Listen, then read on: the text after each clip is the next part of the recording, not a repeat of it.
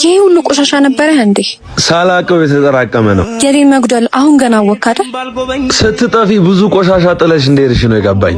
የት ጠፍተሽ ነው አይባልም? መሄጃሽማ ይታወቃል። ያለውበትን ካወቅ ቆሻሻን ከምስጥለው መታ አትሰጠኝ? ለምንድን ነው የመጣሽው? የዛሬ ዓመት ትዝ ይልሃል?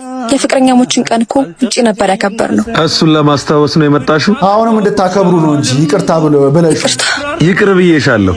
በጣም ደግ ሰው ነህ። መጥፎ ነገሮች ሲደራረቡብህ ደግነትህን እንዳትተው። እኔ መልካም ስለሆንኩ ዓለም ለኔ ጥሩ ትሁን ብሎ ማሰብ ሳር ስለሆንኩ ከብቶች አይርገጡኝ እንደማለት ነው። ደግ መሆን ክፉን ባያርቅም ክፉ ግን አያደርግም። ወደ ቤት እንግባ አይደል? የቀረሽ ነገር ያለ አይመስለኝም።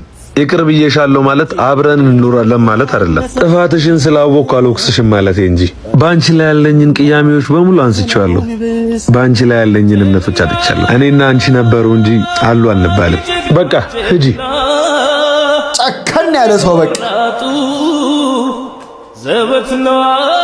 ይሄ ነገር ባይዘይ በራሳችሁ ካልደረሰ አይገባችሁም። አንዳንድ ጊዜ ሌላ ሰው በጣም ተበድሉትና ይቅርታ ስትጠይቁት ይቅር ብያለሁ ግን ከዚህ በኋላ አብረን መሆን አንችልም። ትክክል እኮ ናቸው። ይቅርታ የተባባሉት ይቅር ማለት ስላለበት ነው። ያ ማለት ግን ወደ ነበረው ቦታ ትመለሳለህ ማለት አይደለም። ምክንያቱም ያ ሰው ይቅር ሲል ከስህተቱ ተምሮ ከዚህ በኋላ ካንተ ጋር መሆን ስለማይፈልግ ነው ማለት ነው።